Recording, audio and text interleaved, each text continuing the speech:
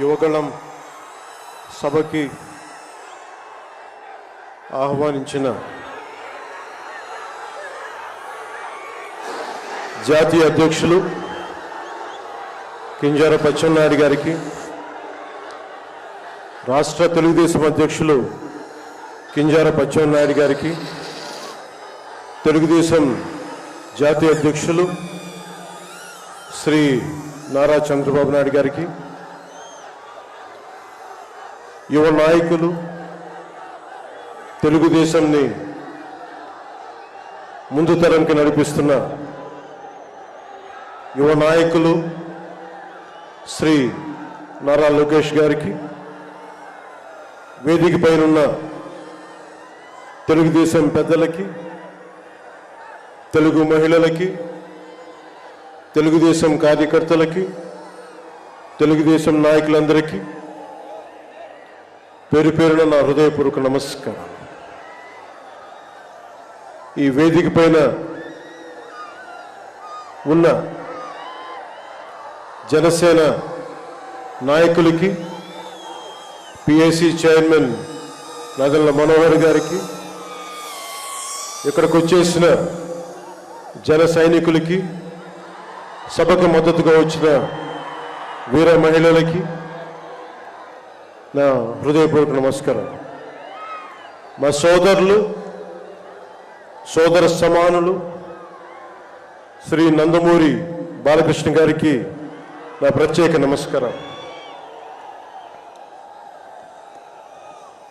ఈ సభని, యువగళాన్ని సభ ఇలా జరుగుతుంది, నన్ను ఆహ్వానించాలని ప్రతిపాదన వచ్చినప్పుడు నేను నాదెండ్ల మనోహర్ గారికి ఒకటి చెప్పాను. 220 రోజుల పైచిలుకు పాదయాత్ర చేసి 3000 కిలోమీటర్ల పైగా నడిచి 97 నియోజకవర్గాలు ప్రత్యక్షంగా అక్కడున్న ప్రజల కష్టాలన్నీ, సాధక బాధలు తెలుసుకొని, ఇది లోకేష్ గారి రోజు, ఇది ఆయన రోజున ప్రత్యేకించి ఆయనే ఉండాలి తప్ప ఇంకా వేదిక పైన నేను ఉండడం సబబా అంటే కాదు, మీరు ఖచ్చితంగా ఉండాలి అని లోకేష్ గారు మనస్ఫూర్తిగా నన్ను ఆహ్వానిస్తే 4 దశాబ్దాల సుదీర్ఘ అనుభవంతో ముఖ్యమంత్రిగా, ప్రతిపక్ష నాయకులుగా శ్రీ నారా చంద్రబాబు నాయుడు గారు ఆహ్వానం మేరకు మనస్ఫూర్తిగా నేను ఈ ఆహ్వానాన్ని మన్నించి ఇక్కడికి వచ్చాను. పాదయాత్ర జగన్ గారి పాదయాత్ర లాంటిది కాదు, ఇది బొగ్గలు నిమిరే పాదయాత్ర కాదు, ఇది కష్టాలు తెలుసుకున్న పాదయాత్ర, మాటలతో ఉన్న పాదయాత్ర కాదు, చేతలతోటి చూపించే పాదయాత్ర.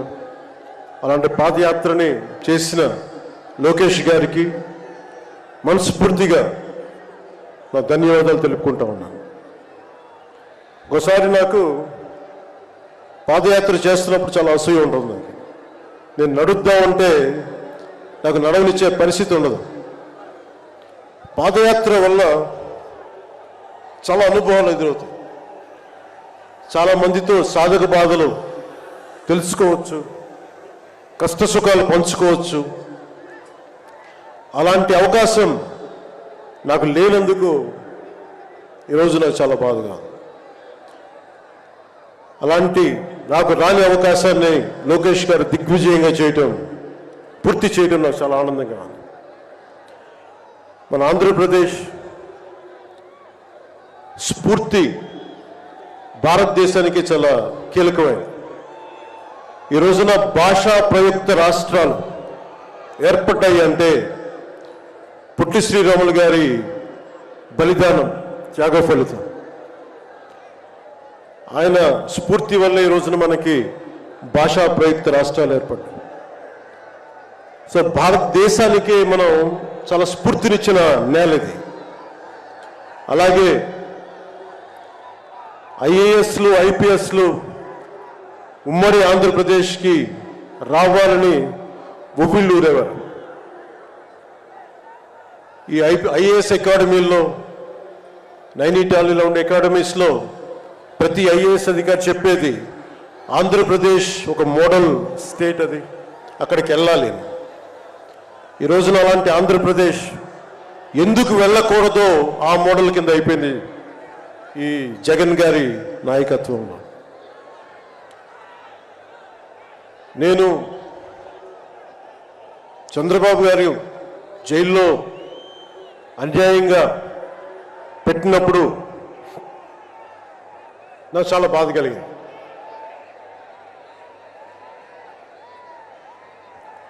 కష్టాలు చూసిన వాడిని, కష్టాలు దగ్గరగా పెద్దల నుంచి చిన్నప్పటి నుంచి చూసిన వాడిని, కష్టాలు అనుభవించిన వాడిని, ఓటమి వచ్చినప్పుడు ఒంటరితనం ఎలా ఉంటుందో తెలిసిన వాడిని, ముఖ్యంగా శ్రీ నారా చంద్రబాబు నాయుడు గారి కుటుంబ సభ్యులు వేదన అర్థం చేసుకున్నవాడిని, శ్రీమతి భువనేశ్వరి గారి బాధని దూరం నుంచే అర్థం చేసుకున్నవాడిని. నేను ఏమి ఆశించి మద్దతు ఇవ్వలేదు. మనిషి కష్టాల్లో ఉన్నప్పుడు నా వంతు సాయంగా ఉండాలి అని చెప్పి బయటికి వచ్చి రాజమండ్రి జైలు వారిని మాట్లాడి ఇన్ని దశాబ్దాలు సుదీర్ఘ రాజకీయ అనుభవంతో జాతీయ స్థాయిలో ఎన్డీఏ లాంటి దీనికి పక్షానికి చాలా కీలకమైన బాధ్యతలు వహించిన వ్యక్తి, ఆయన్ని జైల్లోకి అన్యాయంగా పెట్టడం చాలా చాలా బాధ కలిగించింది. కాంగ్రెస్ నాయకులు చేసిన తప్పుకి సోనియా గాంధీ గారు పెట్టారు జగన్ గారిని జైల్లో. ఆ కక్ష చంద్రబాబు గారి మీద చూపించడం చాలా అవివేకం. ఇలాంటి పరిస్థితుల్లో రాష్ట్ర విభజన జరిగినప్పటి నుంచి 2014 నుంచి విభజన జరిగినప్పటి నుంచి ఈ రోజున హైదరాబాద్ రాజధాని ఆంధ్రప్రదేశ్కి తెలంగాణకి ఉమ్మడిగా అభివృద్ధి చేసిన రాజధాని. మనకి రాజధాని లేకుండా విభజన జరిగి సరైన పంపకాలు లేకుండా విభజన జరిగి ఇలాంటి కష్ట సమయంలో నేను ఆ రోజున తెలుగుదేశం పార్టీ, భారతీయ జనతా పార్టీకి సంయుక్తంగా నేను పోటీని విరమించుకొని మరీ మద్దతు ఇచ్చాను. దానికి కారణం కూడా ఒక దశాబ్దం పాటు ఒక పార్టీని నడపాలి అంటే చాలా బలమైన అనుభవం ఉండాలి. కూర్చొని అనుభవంతో భవిష్యత్తులో పార్టీ చాలా అవసరం అని చెప్పి నేను ఒక దశాబ్ద కాలం పాటు ప్రత్యక్ష రాజకీయాల్లో ఉందాం అని ఆలోచించి ఆ రోజున తెలుగుదేశం పార్టీకి మద్దతు తెలిపాం. ప్రభుత్వం వచ్చింది ఆ రోజున. దురదృష్టవశాత్తు చిన్న అభిప్రాయ భేదాలు కావచ్చు, కమ్యూనికేషన్ గ్యాప్ వల్ల కావచ్చు 2019లో అది ముందుకు తీసుకెళ్ళలేకపోయాం. ఆ తీసుకెళ్ళలేని లోటు, దాని తాలూకు రియాక్షన్ వైఎస్ జగన్ ప్రభుత్వం వచ్చేసింది. నేను ఏ రోజున కూడా ఒక దశాబ్దం కాలం పాటు చాలా సుదీర్ఘమైన అనుభోగిలో రాజకీయాలకు ఈ ఆంధ్రప్రదేశ్కి కావాలి, నా వంతు కృషి నేను మద్దతు ఇద్దామని ఆ ప్రయత్నంలో మనం మిస్ అయ్యాం. దాన్ని ఈ 2024 మనం ప్రభుత్వాన్ని స్థాపిస్తున్నాం, మార్పు తీసుకొస్తున్నాం, జగన్ని ఇంటికి పంపించేస్తున్నాం. నేను వింటుంది 25 మంది ఎమ్మెల్యేలని మార్చారు, ఇంకొక 80 మంది మొత్తానికి కలిపి 80 మంది ఎమ్మెల్యేలు మారుస్తున్నారని నేను వింటా ఉన్నాను. మార్చాల్సింది ఎమ్మెల్యేలు కాదు, ఈ రాష్ట్ర ముఖ్యమంత్రి జగన్. నాకు జగన్ మీద వ్యక్తిగతంగా నాకు అసలు కోపం లేదు. నిజంగా ఒక బలమైన ఆధిక్యతతోటి ముఖ్యమంత్రి అయ్యి ప్రభుత్వాన్ని సమర్థవంతంగా నడిపి ప్రజలకి మేలు చేయాల్సిన వ్యక్తి కూల్చివేతలతో మొదలుపెట్టాడు. ప్రత్యర్థుల్ని ఇబ్బంది పెట్టే విధంగా ప్రతి ఒక్కరిని ఎదురు తిరిగితే ఏంటని ప్రశ్నిస్తే వారిని కేసులు బనాయించి ఇబ్బంది పెట్టే పరిస్థితుల్లో ఈ ముఖ్యమంత్రి ఉంటే నేను ఇలాంటి ప్రభుత్వం ఉంటుందని నేను ఊహించలేదు. ఆయన స్వయంగా ప్రమాణ స్వీకారానికి నన్ను ఆహ్వానించినప్పుడు వారికి ఒకటే తెలియజేశాను, మీరు చాలా సమర్థవంతంగా పరిపాలించండి, ప్రజలకి మేలైన ప్రభుత్వం ఇవ్వండి, మేము ఒక పార్టీగా ప్రజల పక్షాన్ని వహించి సద్విమర్శే చేస్తాం అని అంటే చెప్పి ఆయనకి నా శుభాకాంక్షలు తెలియజేశాను. కానీ దురదృష్టవశాత్తు ఈ వ్యక్తికి కక్ష సాధింపు వ్యక్తి, ఎవరు ఒక మాట అనకూడదు, ప్రజాస్వామ్యం అనే ఒక పదానికి విలువ తెలియదు, ఏదైనా మాట్లాడితే దాడులు చేయించడం, చాలా నీచంగా తిట్టించడం, ఇన్ని దశాబ్దాల ఆంధ్రప్రదేశ్ రాజకీయ చరిత్రలో ఏ ఒక్క నాయకులు కూడా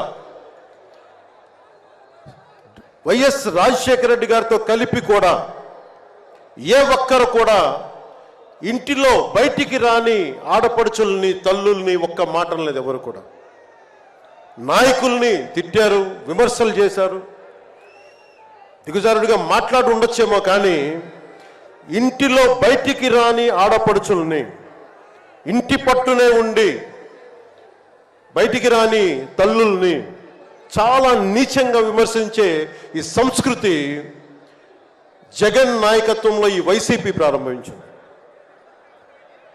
ఎంతమంది కన్నీళ్లు పెట్టుకున్నారు, ఎంతమంది స్త్రీలు బాధపడ్డారు. ఒకటే అనిపిస్తుంది, ఈ వ్యక్తికి అడగాలనిపించినప్పుడు ఇంట్లో ఉన్న తల్లికి చెల్లికే విలువ ఇవ్వనేవాడు మన ఇంట్లో ఉన్న ఆడపడుచులకి ఏం గౌరవిస్తాడు? ఇంట్లో తల్లికి చెల్లికి విలువ ఇవ్వనేవాడు 30,000 మంది ఆడపిల్లలు అదృశ్యం అయిపోతే ఏం పట్టించుకుంటాడు? మొన్న 22 ఒక సంవత్సరంలోనే ఎన్సీఆర్బీ డేటాలో దాదాపు 10,000 మంది ఆడపిల్లలు అదృశ్యం అయిపోయారు ఒక సంవత్సరంలోనే. నేను మాట్లాడుతున్నప్పుడు డేటాతోటే మాట్లాడతాను. 2.5 సంవత్సరాల క్రితం వైసీపీ వాలంటీర్ వ్యవస్థలోని కొంతమంది ఒంటరి మహిళల మీద, ఆడపడుచుల మీద డేటా సేకరిస్తున్నారు. దీని మీద మీరు మాట్లాడండి అని చెప్పి చాలామంది పెద్ద స్థాయి వ్యక్తులు నాతో మాట్లాడినప్పుడు దాదాపు ఇన్ని వేల మంది, 30,000 మంది పైచులకు ఆడవాళ్ళు అదృశ్యమైపోయారు, మీరు మాట్లాడండి అని చెప్పినప్పుడు నేను నమ్మలేదు. కానీ డేటా తెప్పించుకొని చూస్తే నేను గలవెత్తినప్పుడు వైసీపీ వాలంటీర్ వ్యవస్థ మీద ఆ రోజున ప్రత్యేకించి చెప్పాను, యువతకి ఉద్యోగాలు వస్తే చాలా ఆనందించేవాడిని. కానీ కొద్దిమంది వాలంటీర్స్ చేసే ఈ విధానాల వల్ల ఒంటరి మహిళలు, ఒంటరి ఆడవాళ్ళు, భర్త లేని వారు చాలా అన్యాయాలకు గురవుతూ ఉంటే అన్నింటికి తెగించి నేను ఎప్పుడు గొంతెత్తినా ఓట్లుని బేస్ చేసుకొని మాట్లాడను, మార్పుని బేస్ చేసుకొని మాట్లాడతాను, మార్పుని ఆధారం చేసుకొని మాట్లాడతాను. వారాహి యాత్రలో ఆ రోజు ప్రారంభిస్తే నా మీద విపరీతమైన దాడులు జరిగినాయి, విపరీతమైన విమర్శలు, కువిమర్శలు అన్నిటినీ భరించాం. చివరికి విశాఖపట్నంలో కూడా నేను ఎయిర్పోర్ట్ నుంచి మనకి పార్టీ కార్యక్రమాలకు వస్తూ ఉంటే పోలీసుల చేత నన్ను రానివ్వకుండా చేసి, ప్రజలు నమస్కారం చేస్తుంటే ప్రతి నమస్కారం చేయడానికి కూడా ఒక ఉన్నత స్థాయి అధికారి చాలా నీచంగా మాట్లాడి కూర్చోమని చెప్పే స్థాయికి వెళ్ళిపోయింది ప్రభుత్వం. పొరపాటు ఆయన పక్కనే స్టాండింగ్ ఇన్స్ట్రక్షన్స్ వస్తూ ఉన్నాయి అధికారికి. పొరపాటున ఆయనకి స్పీకర్ ఫోన్ నొక్కుకుపోయింది అధికారులు మాట్లాడుతూ ఉంటాయి. మనందరికీ తెలిసిన మాట్లాడితే అన్నిటికీ అన్ని శాఖలకి మంత్రి అయిన ఒక పెద్ద మనిషి ఆయన గొంతు వినిపిస్తూ ఉంది. ముందుకు వెళ్ళనివ్వకండి, కూర్చోబెట్టండి, ఇవన్నీ మాట్లాడుతూ ఉన్నారు ఆయన. నాలాంటి వాడికే ఇలాంటి ఇబ్బందులు వస్తే సగటు మనిషికి ఎలా ఉంటుందో మీరు ఆలోచించండి. సుదీర్ఘమైన అనుభవం ఉన్న శ్రీ చంద్రబాబు గారికే ఇలాంటి పరిస్థితులు వచ్చినప్పుడు సగటు మనిషికి ఎలా ఉంటుంది? చాలా అనుభవజ్ఞులైన ఒక్కొక్క సీనియర్ నాయకులకే ఇలాంటి పరిస్థితులు ఉంటే రేపొద్దున భవిష్యత్తులో ఇంకొక మారు వైసీపీ ప్రభుత్వం వస్తే ఎవ్వరూ ఇళ్లలో ఉండలేరు, ఆంధ్రప్రదేశ్లో ఉండలేరు, పెట్టుబడులు రావు. ఇవన్నీ మారాలి. నేను 2021లో ఇప్పటం సభలో వైసీపీ వ్యతిరేక ఓటు చీలనివ్వను. దానికి నాకేదో అద్భుతాలు జరుగుతాయని కాదు, కానీ నిజంగా యువత భవిష్యత్తును దృష్టిలో పెట్టుకొని, మహిళల భద్రతను దృష్టిలో పెట్టుకొని, మనకి వ్యాపారస్తుల పెట్టుబడులను దృష్టిలో పెట్టుకొని, సంక్షేమాన్ని దృష్టిలో పెట్టుకొని ఈ వైసీపీ ప్రభుత్వం మారాలి. వైసీపీ వ్యతిరేక ఓటు అన్నీ కలిపి ఏకతాటిపై ఒక ప్లాట్ఫామ్ పైన రావాలని చెప్పి ఆ రోజు నేను కన్న కోరిక, నా ఆలోచన ఈ రోజున మన ఉత్తరాంధ్రలో యువగలంలో ఈ విధంగా కనిపిస్తున్నప్పుడు ఒకవైపు తెలుగుదేశం నాయకులు, ఇంకోవైపు జనసేన నాయకులు, దానికి మద్దతుగా మీరందరూ రావడం నాకు నిజంగా చాలా ఆనందం కలిగిస్తుంది. మనం ఈ రోజున ప్రారంభించిన యాత్ర, ఈ రోజున ప్రారంభిస్తున్న ఈ క్షణాలు ఆంధ్రప్రదేశ్ భవిష్యత్తుని నిర్దేశించే క్షణాలు ఇవి. ఆంధ్రప్రదేశ్ భవిష్యత్తుని మనకి చాలా బలంగా నిర్దేశించే క్షణాలు.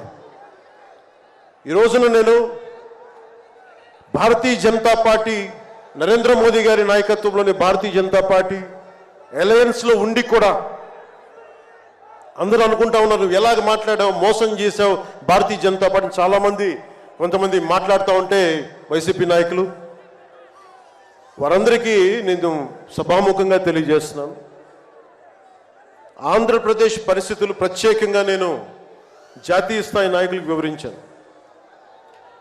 వారికి వివరించి నాకు వేరే దారి లేదు. నాకు రోడ్డు మీద తిరుగుదామంటే కేసులు పెడతా ఉన్నారు, ప్రజాస్వామ్యబద్ధంగా గళ విప్పుదామంటే కేసులు పెడతా ఉన్నారు, వ్యవస్థల్ని నిర్వీర్యం చేస్తూ ఉన్నారు.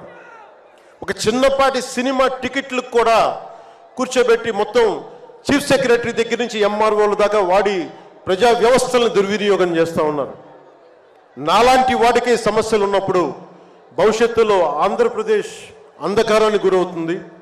దయచేసి మీరు ఈ గఠబంధన్ని, ఈ పొత్తుని మీరు మనస్ఫూర్తిగా మీ బ్లెస్సింగ్ కావాలి అని చెప్పి నేను అమిత్ షా గారికి తెలియజేశాను. నేను వారు ఎంతవరకు ఒప్పుకుంటారో నాకు తెలియదు, కానీ నా మొదటి ఆఖరి ప్రయత్నం కూడా ఆంధ్రప్రదేశ్ భవిష్యత్తు బాగుండాలి అంటే ఎక్కడి నుంచి మనుషులు రారు, మన భవిష్యత్తుని మనమే నిర్మించుకోవాలి, మనమే కొట్లాడాలి. అలాంటి ఆంధ్రప్రదేశ్ భవిష్యత్తుకి వైసీపీకి నాయకులు అందరని చెప్పట్లేదు, కానీ గూండాగర్దీ చేసేవాళ్ళు, క్యారెక్టర్ అసాసినేషన్ చేసేవాళ్ళు, ఆడపడుచుల్ని అగౌరవపరిచేవాళ్ళు, వీరందరికీ సభాముఖంగా చెప్తున్నాం, ఇది ఈ రోజున మేము ఎన్నికల పొత్తు చాలా కీలకమైంది. మనం కనుక ఈ పొత్తు పెట్టుకోకపోతే భవిష్యత్తులో రోడ్ల మీదకొచ్చి కర్రలు కత్తులు పట్టుకొని వైసీపీ గూండాలతో కొట్లాడాల్సి వస్తుంది. నేను కేంద్రంలో ఇదే చెప్పాను, ఈ రోజున కనుక మనం ఈ పొత్తును పెట్టుకోకపోతే నాతో సహా వైసీపీ గూండాలని ఎదుర్కోవడానికి ఒక కర్ర కత్తో పట్టుకొని మేము కూడా రోడ్ల మీదకి వచ్చి మేము వీధి గొడవలు క్రియేట్ చేసుకు మేము రక్షించుకోవాల్సి వస్తుందని చెప్పి నేను ప్రత్యేకించి కేంద్ర నాయకత్వానికి చెప్పాను. ఎందుకంటే భవిష్యత్తులో ఇంకొకసారి వైసీపీ వస్తే నేను 2019లో కూడా చెప్పాను, ప్రతి కొండని కోనని వీళ్ళు దోచేసుకుంటారని. వీరికి ప్రజాస్వామ్యం మీద గౌరవం లేదు వీరికి.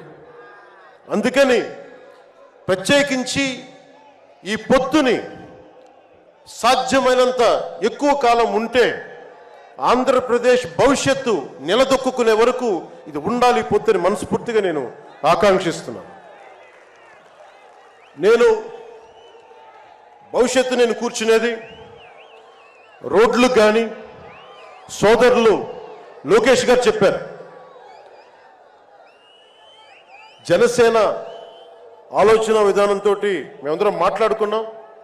భవిష్యత్తులో ఉమ్మడి మేనిఫెస్టో కూడా రిలీజ్ చేస్తాం.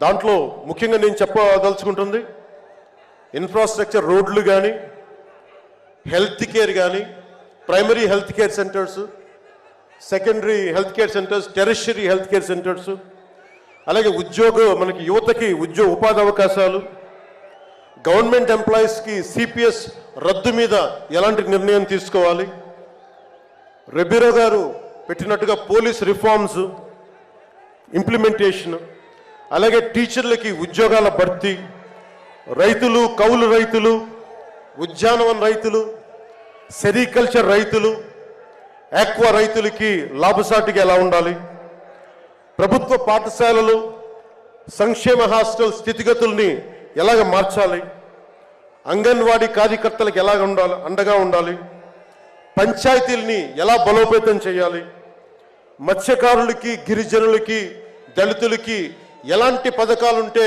వారి జీవితాలు మరింత మెరుగవుతాయి, అలాగే చేనేత కార్మికులకి ఎంత అండగా ఉండాలి, వైద్యం అందుబాటులోకి ఎలా తీసుకురావాలి, సంఖ్యాబలం లేని బీసీ కులాలకి ఎంత అండగా ఉండాలి, వీటన్నిటి మీద చాలా లోతైన ఒక ఎక్సర్సైజ్ చేస్తూ ఉన్నాం. దీన్ని బేస్ చేసుకొని ఒక ఉమ్మడి కార్యాచరణకు, ఉమ్మడి ప్రణాళిక నారా చంద్రబాబు గారు మేము కలుసుకొని వచ్చే ఇలాంటి పెద్ద సభలో, రానున్న పెద్ద సభల్లో ఒకటి సంయుక్తంగా దీన్ని రిలీజ్ చేస్తాం. ఈరోజు నేను ప్రత్యేకించి నా మాటని, ఇది లోకేష్ గారి రోజు కాబట్టి, ఆయన కష్టపడి ఆయన రోజు కాబట్టి నేను నా ఉపన్యాసాన్ని కుదించే మాట్లాడుతున్నాను. ముగింపు వాక్యాలుగా నేను మాటకి, మైత్రికి చాలా విలువనిస్తాను. కష్టాలు వస్తే ఒంటరితనం ఎలా ఉంటుందో అనుభవం ఉన్నవాడిని. తెలుగుదేశం ఆది నాయకులు కొండంత కష్టంతో ఉన్నప్పుడు వారు, వారి కుటుంబం, వారి పార్టీ కార్యకర్తలు, వారి పార్టీ నాయకులు, మీరు కొండంత కష్టంలో ఉన్నప్పుడు నేను అర్థం చేసుకున్నవాడిని. వ్యక్తి ప్రయోజనాలు, వర్గ ప్రయోజనాలు, పార్టీ ప్రయోజనాలు అన్నిటినీ దాటి ఒక తోటి మనిషిగా, ఒక సాటి మనిషిగా నేను మీకు అండగా నిలబడ్డాను. దాన్ని ఏమి ఆశించి చేయలేదు. నేను ఆశించిందల్లా 5 కోట్ల మంది ఆంధ్రప్రదేశ్ ప్రజల భవిష్యత్తుకి బలంగా నిర్మించడానికి మనం సంయుక్తంగా కలిసి రావాలని ఒక ఆలోచన తప్ప నేను ఏ ఆలోచన పెట్టుకోలేదు. ఈ మైత్రి, ఈ స్ఫూర్తి అందరూ సమిష్టిగా వచ్చే చాలా సంవత్సరాల వరకు దీన్ని కాపాడుకోవాలని ఆశిస్తూ నా ఉపన్యాసాన్ని ముగిస్తున్నాను. మీ అందరికీ పేరు పేరున ధన్యవాదాలు తెలుపుకుంటూ, ఇందాక లోకేష్ గారు చెప్తున్నట్టుగా హలో ఏపీ చెప్పుకుందాం ఒకసారి. Hello AP, hello AP. వైసీపీకి బాయ్ బాయ్ చెప్తాం. మన ప్రభుత్వాన్ని స్థాపించుకుందాం, భవిష్యత్తు నిర్మించుకుందాం అని తెలియజేసుకుంటూ మీ అందరికీ పేరు పేరున ధన్యవాదాలు తెలుపుకుంటూ తెలుగుదేశం జనసేన మైత్రి వర్ధిల్లాలి, ఇది చాలా అద్భుతంగా సాగాలని మనస్ఫూర్తిగా కోరుకుంటూ దీనికి బీజేపీ అధినాయకత్వం సంపూర్ణమైన ఆశీస్సులు అందజేస్తారని మనస్ఫూర్తిగా ఆకాంక్షిస్తూ సెలవు తీసుకున్నాను. జై హింద్.